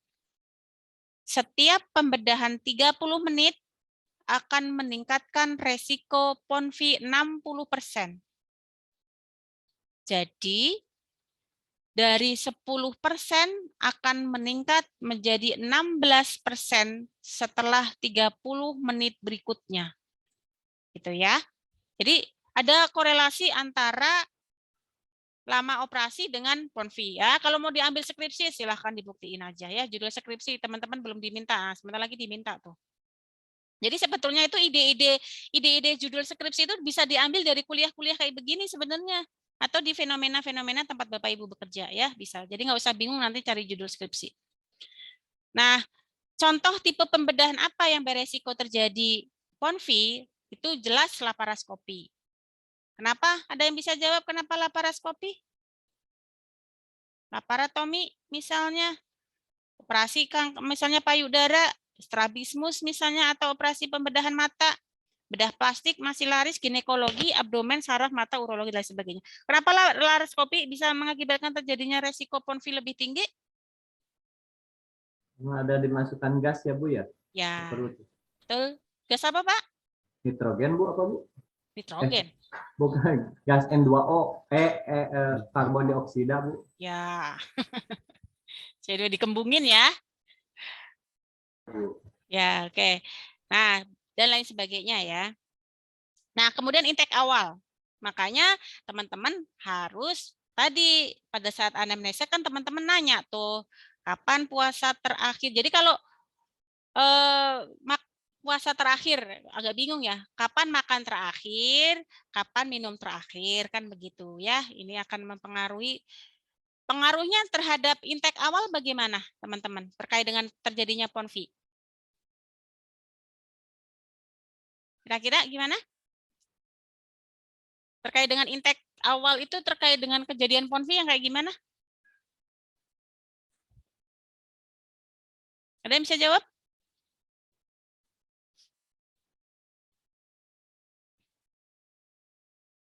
Silahkan.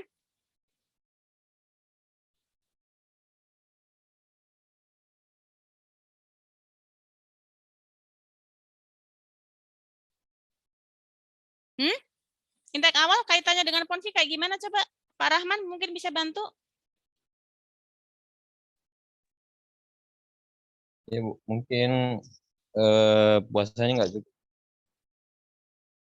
Ya, kenapa Pak? Mungkin disertai puasanya kurang dari 4 jam, Ibu. Maksudnya puasanya kurang dari 4 jam kayak gimana tuh? Misalnya pasien-pasien yang sito yang makan minumnya kurang dari 4 jam, Ibu. Yang semakin awal akan semakin beresiko atau yang semakin lama akan semakin beresiko atau semakin tidak lama yang akan beresiko. Yang tidak lama, Ibu. Oh, yang tidak lama yang semakin beresiko ya? Oh, kenapa begitu, Pak?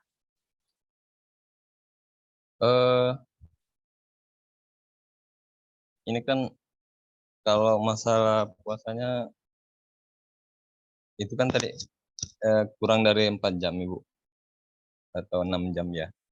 Jadi Tahu. Kalau kan untuk ada komponen Pak. Kalau dia puasa ASI, dia susu formula, kalau dia makanan ringan, kalau dia makanan padat atau keras itu dia harus puasa minimal berapa jam itu kan ada. Kalau air putih itu dia misalnya dia operasi dia jam 8, jam 6 boleh minum air putih nggak sih?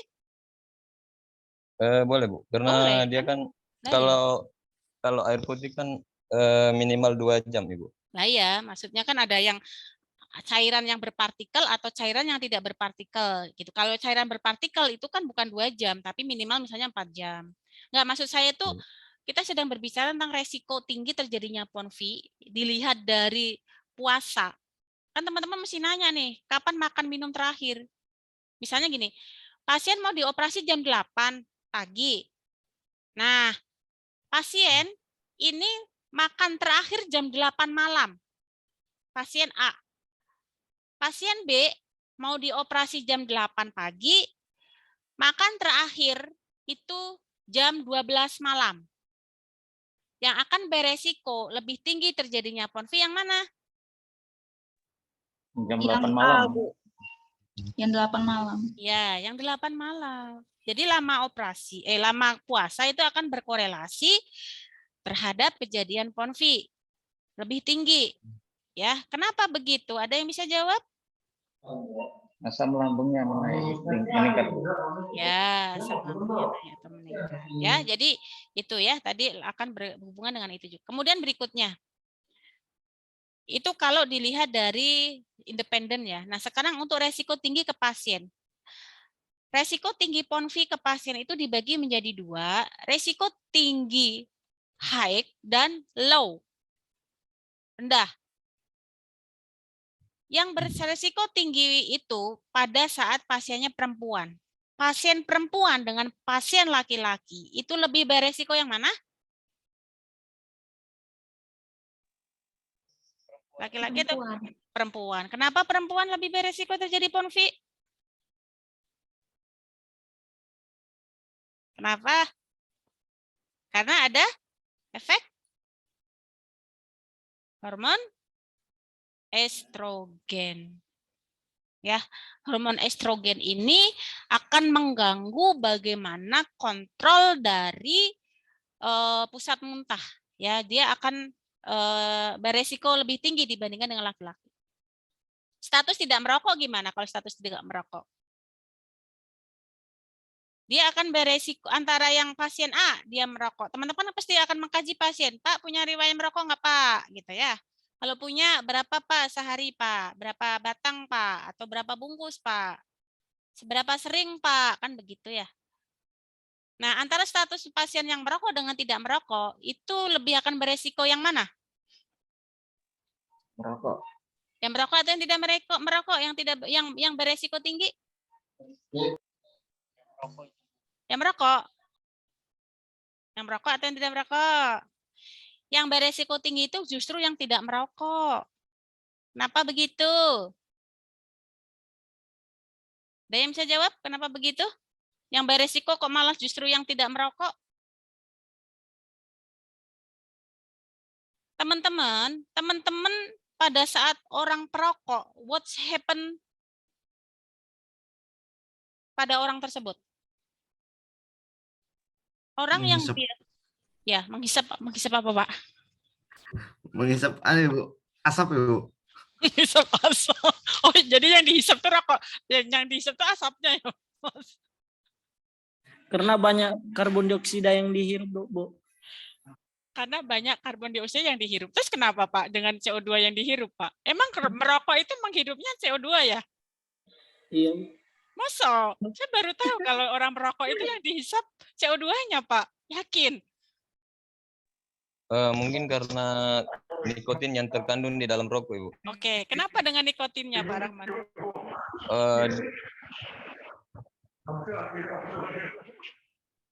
Kenapa memang? Ayo. Pak Arif bisa bantu jawab, Pak Arif. Ya, kenapa? Apa? Oh, oke, saya nggak terlalu mendengar suara Pak Arif. Jadi intinya gini, orang yang merokok itu kan terbiasa itu dengan zat adiktif. Orang yang punya riwayat alkohol, orang yang merokok itu kan sama-sama mereka sudah terbiasa dengan zat adiktif. Orang yang sudah terbiasa dengan zat adiktif itu dia akan lebih kebal terhadap anestesi. Bandingkan saja. Saya nggak tahu teman-teman itu pernah mengkaji pasien tidak ada riwayat alkohol atau tidak. Jarang menanyakan ya. Jarang kayaknya. Suka Bu, nanyain Bu. Kenapa, Pak? Suka nanyain riwayat alkohol Bu kalau ada pasien yang bertato Bu. Oh, jadi hanya ditentukan pada pasien yang bertato saja. Ya, Bu. Oke.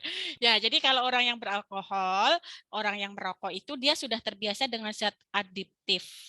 Zat adiktif itu akan beredar ke seluruh tubuh yang ada di pasien tersebut sehingga terhadap agen anestesi itu dia lebih kebal. Coba nanti lihat ya teman-teman ya. Misalnya nih Pak Dede suatu ketika lihat mengkaji karena di Pak Dede itu SOP-nya kalau mengkaji tentang dia punya riwayat alkohol atau tidak hanya pasien yang bertato aja gitu ya. Tidak bertato nggak dikaji, itu SOP-nya Pak Dede. Jadi nanti kalau ada pasien-pasien yang begitu Pak, tanya ada riwayat alkohol nggak, minum alkohol. Kalau ada berapa lama, sudah berapa lama, sehari sampai berapa botol misalnya seperti itu. Nanti saat dia menjalani operasi dilihat saja Pak, dosis yang diberikan agen anestesi terhadap yang biasa itu misalnya dia usianya 35 misalnya, dengan dosis sekian misalnya, dengan lama operasi sama misalnya begitu, dia nanti akan apa ya, interaksi obat atau agen anestesi itu akan berpengaruh itu akan sampai berapa, biasanya dia misalnya dia diberikan inilah ya agen inhalasi ya, misalnya dibantu dengan propofol misalnya, induksi dengan itu nanti dia yang harusnya itu dosisnya itu harusnya dia sudah mapan segitu, dia masih tertidur dalam, itu bisa kalau dia mempunyai riwayat alkohol, dia bisa bangun Pak. Jadi dia responnya terhadap anestesi itu menjadi resisten. Pada pasien perokok berat dan alkohol itu akan lebih resisten terhadap agen anestesi. Perhatikan aja. Nah, begitu juga terhadap resisten itu artinya itu kebal ya, jadi harus butuh dosis yang tinggi gitu. Nah, pada pasien-pasien yang tidak merokok itu justru menjadi resiko PONV terjadi lebih tinggi. Kenapa ya? Karena zat adiktif itu akan mempengaruhi jadi dia tidak ini gitu loh Pak. Apa ya maksudnya, gimana saya bahasanya bicara ya? Responnya itu lebih cepat intinya. Karena dia belum pernah terpapar dengan zat-zat adiktif lainnya. Sehingga begitu diberikan agen anestesi, dia langsung agen anestesinya dia akan cepat ya, cepat, terus kemudian dia untuk efek PONV-nya dia juga akan resikonya lebih tinggi gitu loh. Dibandingkan dengan yang dia perokok. Kalau perokok itu kebal dia. Wes mau dikasihkan apa ya, dia kadang dia tidak terjadi PONV gitu karena itu ya ada zat adiktif tadi. Kemudian riwayat PONV atau dia ada mabuk perjalanan. Nah, ini kadang juga tidak ditanyakan ya. Pada riwayat mabuk kalau misalnya ada, dilihat aja, pasti nanti cenderung, bukan pasti ya, tapi cenderung dia akan terjadi PONV. Kemudian yang beresiko rendah, usia. Nah, usia ini yang seperti apa? Antara usia anak-anak, semakin usianya rendah atau kecil, resikonya akan semakin tinggi atau semakin rendah? Makin rendah, Ibu. Usianya semakin rendah. Jadi kalau usianya bertambah, dia resikonya bertambah juga gitu? Iya, resikonya bertambah, Ibu. Sepengalaman, Ibu. Masa? Ya atau ya? Kalau dia usianya dia itu lansia, iya. Kalau lansia, iya jelas dia akan lebih beresiko ya dibandingkan dengan yang dewasa. Kalau seperti kita antara dewasa dengan anak-anak itu lebih akan beresiko anak-anak dibandingkan dengan dewasa. Tapi kalau lansia, lansia akan lebih beresiko dibandingkan kita yang dewasa karena kita toleransinya masih bagus dibandingkan dengan lansia yang sudah fungsinya sudah menurun dan dibandingkan masih anak-anak yang saraf-saraf yang terlibat, CTZ-nya, kemudian perkembangan otaknya itu yang masih belum sestabil kita sehingga itu beresiko.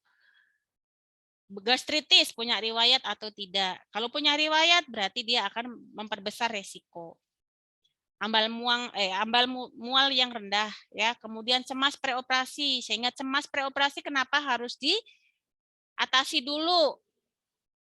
Ya, kenapa? Karena ya itu tadi cemas ini akan berbahaya. Tidak hanya dari segi PONV, tetapi keadaan hemodinamik pasien saat di intraanestesi itu juga akan maksudnya akan berdampak ya. Jadi tidak ada di antara pre, intra, pasca yang paling menonjol penting itu tidak ada. Semuanya penting semuanya ya gitu. Jadi jangan kita menyepelekan di satu sisi pre ya sudah tinggal pasien aja diterima udah masuk ke intraanestesi, tidak begitu ya. Kemudian obesitas ya, jelas obesitas dia akan beresiko lebih tinggi dibandingkan yang tidak obesitas karena kenapa? Karena ada jaringan adiposa. Jadi jaringan adiposa ini orang yang gemuk itu kan jaringan adiposanya dia akan lebih banyak.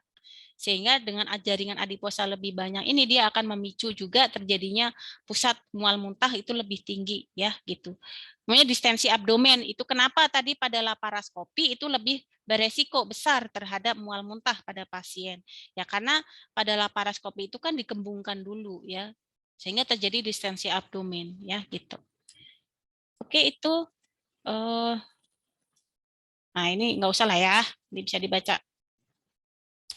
Ini nanti bisa dibaca deh ini sebenarnya intinya sama kok dengan tadi mekanoreseptor dan lain sebagainya itu.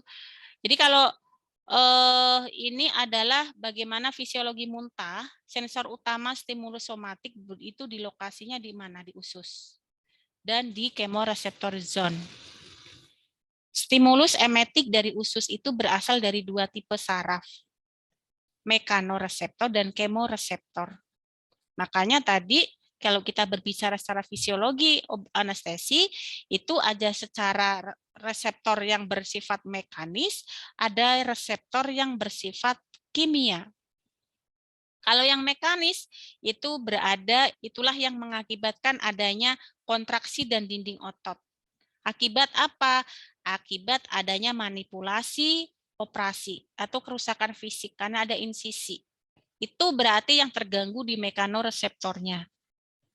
Karena berarti fisik reseptornya terganggu. Berarti kalau fisik reseptornya terganggu, ya pasti akan terganggu yang lainnya juga kan gitu. Jadi tidak semata-mata sebetulnya disebabkan juga akibat dari agen anestesi, banyak faktor ya gitu. Ini juga sama sepertinya ya, nanti bisa dibaca. Nah, ini adalah bagaimana resiko PONV, ini kesimpulan ya, dari faktor pasien, dari faktor pembedahan tadi, dan faktor anestesi.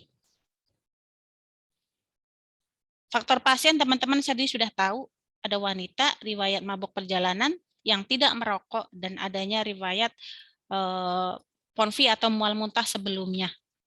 Pasien-pasien yang pernah vertigo, ada penyakit vertigo nggak Bu? Ada, berarti dia akan resiko PONV juga lebih besar ya, gitu. Kemudian operasi-operasi besar ya, misalnya craniotomy atau lama operasi, karena lama operasi itu akan berkorelasi biasanya terhadap PONV. Obat anestesi, opioid analgetik, N2O dan lain sebagainya. Ya. Nah, ini untuk profilaksisnya apa? Tergantung dari masing-masing ininya, derajatnya. Kalau resikonya ringan, mungkin perlu hanya diberikan dexamethasone. Ada yang mungkin ya yang tidak harus diberikan meto atau tidak harus diberikan ondan, tapi dikasihnya dexa. Ada ya yang seperti itu ya. Ya, nggak masalah, nggak apa-apa karena dexa juga dia bisa sebagai profilaksis untuk anti PONV. Kemudian untuk yang misalnya resiko sedang, ya mungkin ada kombinasi antara serotonin agonis atau dengan dexamethasone dan lain sebagainya. Misalnya droperidol ya dan lain sebagainya. Nah, saya kira kalau ini kan teman-teman lebih ini ya, lebih expert lah ya, bagaimana terkait dengan kolaborasi pemberian agen anestesi untuk antiponfi, gitu ya. Jadi bisa dibaca. Nah, ini yang tadi sudah saya sampaikan. Jadi nanti kalau teman-teman mau menghitung mau menghitung skor Apfel, pakainya ini nih. Kalau wanita, kalau pasiennya teman-teman itu wanita, berarti sudah dapat poin 1. Ya.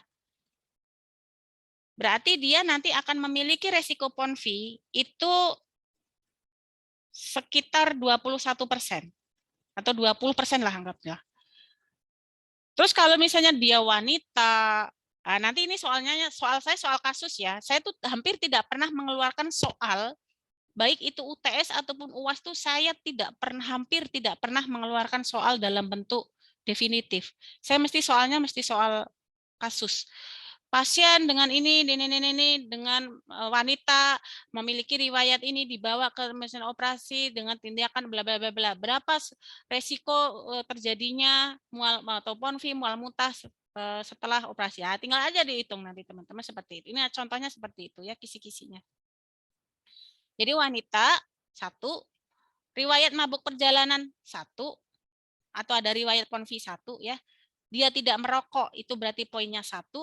Opioid, dia mendapatkan opioid, diberi obat opioid itu contohnya teman-teman pasti sudah paham lah ya. Itu berarti skornya 1. Totalnya ada berapa? Kalau totalnya 4, berarti sekitar 80% pasien ini akan bisa terjadi resiko PONV. Tinggal nanti ditulis aja berapa persen nanti kira-kira gitu ya. Kalau misalnya ini sudah wanita dan tidak merokok. Ya, berarti berapa skor Apfelnya? Wanita tidak merokok. Probabilitas untuk dia atau kemungkinan dia terjadi resiko PONV berapa persen, Pak Arief?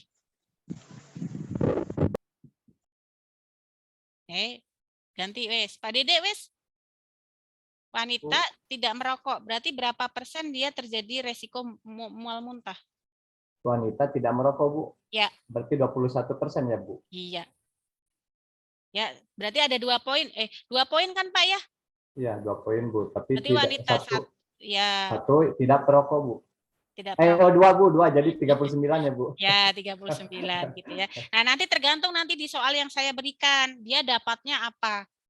Dia dapatnya untuk analgetiknya dia dapatnya apa? Kalau memang penggunaan opioid ini kan memang dia beresiko untuk terjadi PONV. Makanya dokter akan berpikir kedua kali pada saat pasien akan diberikan opioid. Mungkin diberikan analgetiknya jenis yang lain, misalnya NSAID misalnya seperti itu yang tidak beresiko terjadi PONV begitu. Nah, nanti tergantung dari soal saya. Ternyata pasiennya dapatnya misalnya misalnya ketorolak misalnya. Nah, tinggal nanti teman-teman nilai itu dia skornya berapa. Ya, kisi-kisi UTS begitu. Oke. Ini kesimpulannya, dari tadi kesimpulan mulu. Oh ya, ini sudah habis kan kesimpulan kan. Nah, jadi ada beberapa sinyal nih untuk terjadinya PONV. Sinyal 1 dari cerebro nervous system. Ada neurotransmitter. Neurotransmitter itu tahu ya, neurotransmitter itu apa ya, teman-teman ya? Kalau sudah tahu alhamdulillah, tapi kalau belum itu contohnya begini. Neurotransmitter itu adalah bahan yang dibawa oleh neuron, sel saraf. Kalau endokrin itu yang dibawa hormon, bahannya. Tapi kalau neurotransmitter itu setiap sel saraf itu pasti membawanya itu neurotransmitter. Jadi kalau neurotransmitternya atau bahannya itu kurang yang dibawa, pasti akan mengalami masalah pada orang itu. Pasti. Contohnya saja, pasien autis. Pasien autis itu akibat kekurangan neurotransmitter GABA. Neurotransmitter itu kan banyak ya, ada asetilkolin, ada GABA, ada gobutamin, banyak. Nah, kalau kekurangan neurotransmitter, efeknya nggak bagus. Kelebihan neurotransmitter juga efeknya nggak bagus. Ya, jadi neurotransmitter suatu bahan yang memang dibawa untuk menghantarkan impuls atau sinyal, ya gitu.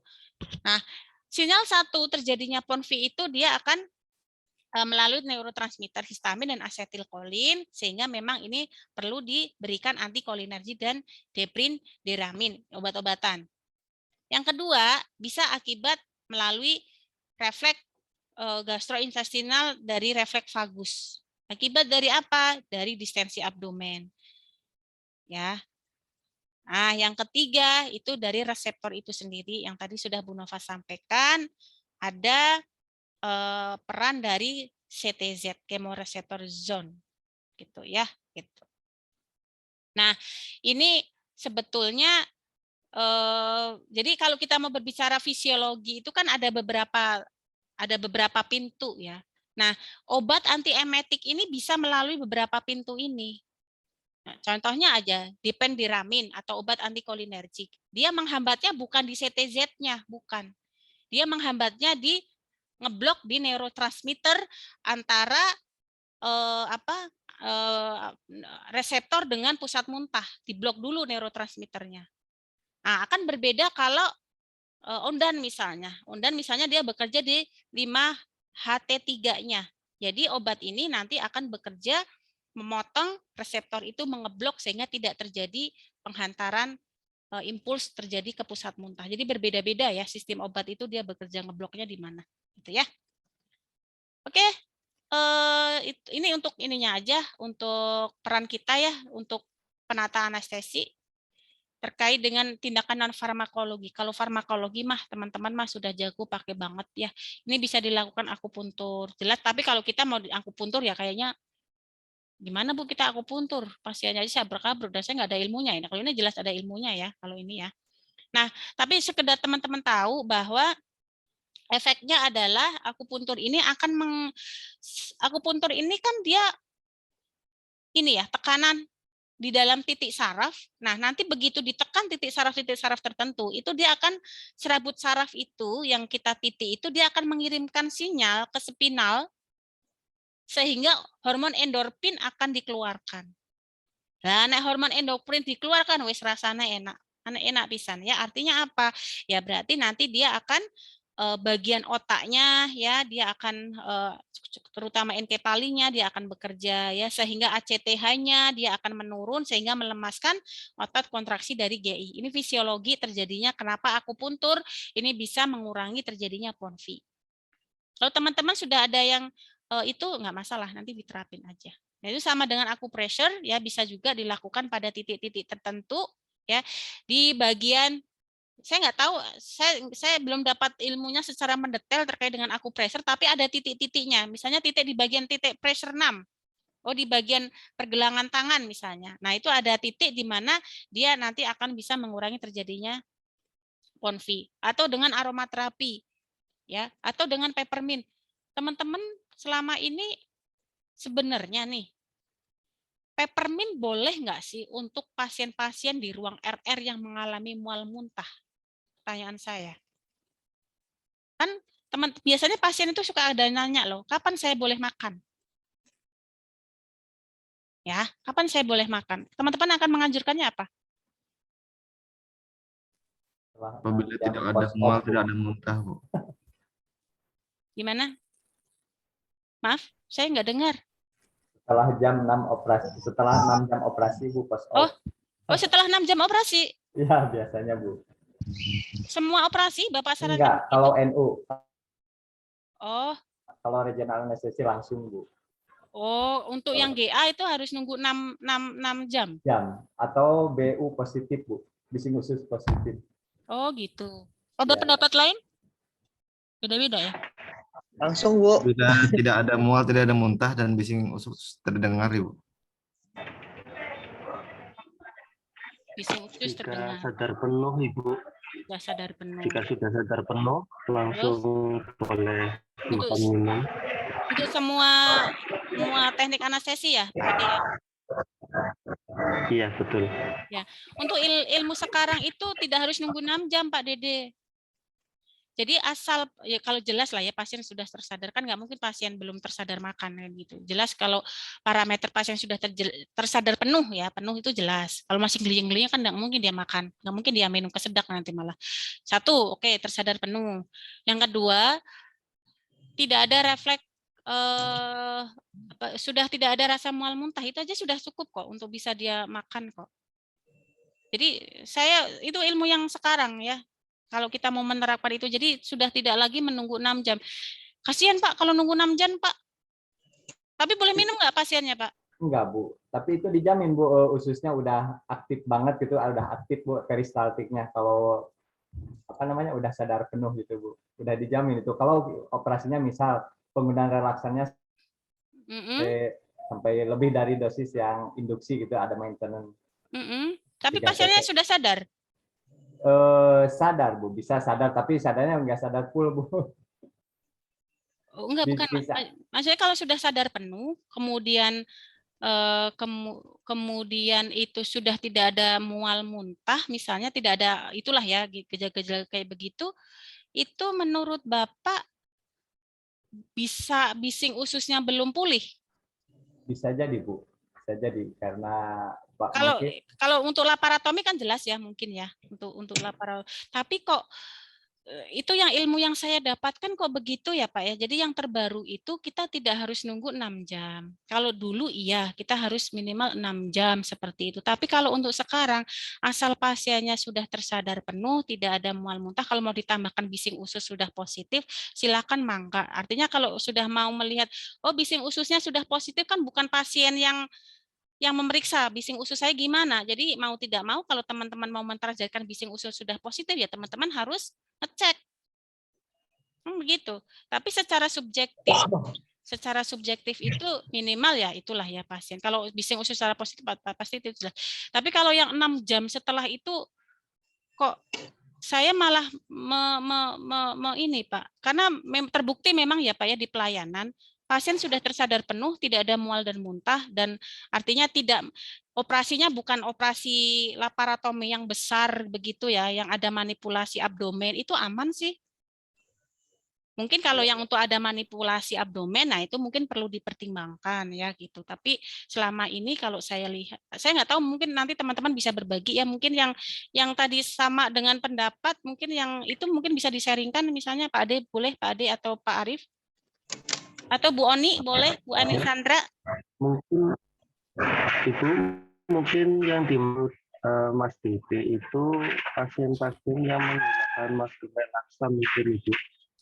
Pasien-pasien yang menggunakan masker relaksan. Betul, Mas. Jadi minimal 6 jam. Tapi kalau pasien-pasien yang GA, DIVA, LMA itu mungkin yang tidak memakai masker relaksan, pasien spinal pun atau regional mungkin sadar penuh bisa langsung makan minum, tidak punya keluhan mual muntah itu paling itu. Oke, betul Pak Dede begitu ya? Betul, Bu. Oh, itu maksud saya, Bu. Betul. Oh, bukan secara umum kan? Bukan, Bu, bukan. Hanya general anestesi aja, di general anestesi. Bukan di regional, Bu. Kalau regional langsung, Bu, post op langsung minum boleh. Tapi kalau general anestesi bukan intubasi, dia tidak pakai masker relaksan, boleh kan Pak? Boleh juga, Bu. Boleh. Relaksan boleh. Iya, kalau tanpa masker relaksan ya. Oke. Artinya kalau walaupun kalau kita hanya bilang GA saja tanpa kita berbicara terkait dengan tekniknya apa dan lain sebagainya, mungkin masih belum kita. Terima kasih Pak Dede. Oke, mungkin itu ya yang bisa saya sharekan. Nah, ini saya nggak tahu apa yang ini belum pernah diuji cobakan peppermint gitu. Pernah tanya nggak sama SPAN-nya? Gimana Bu itu, Bu? Nah, gimana Pak Dede? Peppermintnya dimakan atau di mana, Bu? Ada yang dimakan, Bu? Peppermint yang ini. Yang hirup, Ibu. Sebentar. Lain. Pak siapa nih? Pak Saudri boleh di-mute? Oh ya. Oke, entar dulu. Saya mute dari sini kalau dari situ nggak bisa. Oke, sudah ya, Pak. Jadi Peppermint yang dimaksudkan itu peppermint kayak permen karet tapi peppermint tapi tidak sampai ditelan gitu loh. Atau aromaterapi. Ini Belum pernah tahu malah Ibu itu. Oh, belum pernah tahu ya. Baru tahu sekarang. Oh, iya ya. Ya, kalau boleh di-mute. Jadi itu merupakan evidence base sekarang ya. Evidence base sekarang menurut penelitian peppermint aromaterapi itu bisa. Tapi kalau teman-teman memberikan aromaterapi di ruang pasca anestesi atau di ruang RR, hati-hati. Jangan sampai malah justru pasien itu tidak suka dengan aroma tersebut sehingga nanti malah mengakibatkan mual muntah kan begitu. Jadi harus mengkaji dulu. Izin dulu, Ibu kalau mau saya berikan aroma seperti ini bagaimana gitu. Atau peppermint. Peppermint itu tidak ditelan. Jadi seperti permen karet tapi dia ada mintnya. Efek mint ini bisa mengurangi efek mual muntah, mualnya. Kalau mual berhilang berarti muntah tidak terjadi gitu ya. Itu. Terus kemudian dari ginger juga sama ya. Nah, ini jahe. Kemudian ada juga ini inhalasi isopropil dari alkohol ya, 4 mg ondan dan lain sebagainya. Ya, ini contohnya nih. Ini di luar negeri ya. Di luar negeri dia memberikan ini isopropil alkohol seperti ini. Kemudian aroma-aroma jahe ya, itu bisa juga mengurangi PONV. Itu secara nanti bisa silakan teman-teman bisa melakukan penelitian nanti atau studi penelitian prasurvei dulu. Sehingga kalau memang belum dilakukan di tempat penelitian, tapi kan ini sudah ada jurnal penelitiannya, sehingga nanti teman-teman aman. Nah, ini kan nanti beberapa saat lagi teman-teman diminta tuh untuk mengajukan judul. Daripada saya lama-lama, karena biasanya mahasiswa itu lama di pemilihan judul biasanya. Bingung saya mau meneliti apa. Di ini aja, boleh diambil dari beberapa ini, mulai dari sekarang, ambillah misalnya 5 pasien yang PONV, saya berikan aromaterapi kayak atau mau aroma jahe ataupun apa, itu bisa nggak? Nah, itu boleh dilakukan seperti itu. Oke, cukup dari saya. Thank you very much for your attention. Any question?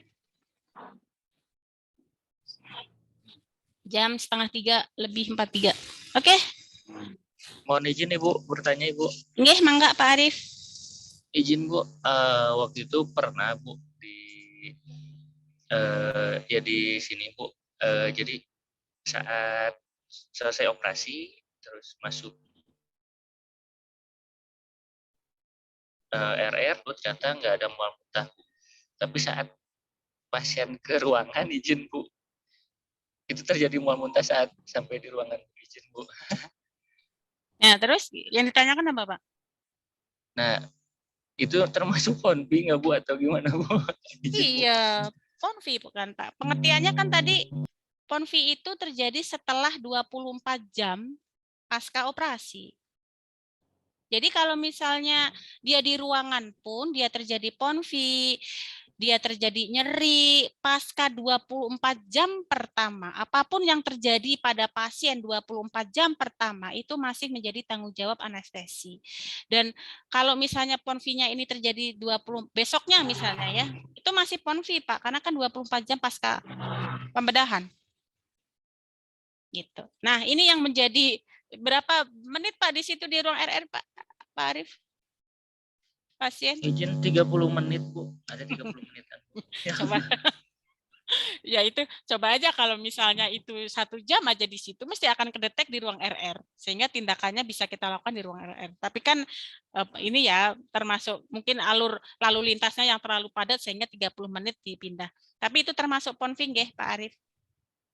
Kalau misalnya ada juga yang referensi yang mengatakan Bu 2 hari setelah operasi kok masih mual muntah, itu masih juga disebut PONV Pak Arif. Karena ada referensi yang mengatakan mual muntah itu bisa sampai terjadi 24 jam pertama. 48 jam pertama. Gitu. Tapi saya pakainya yang tadi 24 jam pertama. Tapi kalau misalnya di pelayanan ada Bu yang sampai 2 kali 24 jam terjadi masih mual muntah ya. Karena respon orang kan berbeda-beda ya Pak Arif ya. Jadi bisa sampai dengan 2 kali 24 jam itu masih disebut PONV. Oke, itu ya Pak Arif. Siap Ibu, terima kasih ya, banyak Bu. sama-sama. Cukup? Baik, cukup ya teman-teman. Habis ini ada kuliah. Semoga ilmu yang bermanfaat. Saya mohon maaf lahir dan batin kalau misalnya ada salah. Selamat beraktivitas kembali. Saya akhiri. Wassalamualaikum warahmatullahi wabarakatuh. Waalaikumsalam warahmatullahi Waalaikumsalam warahmatullahi wabarakatuh. wabarakatuh.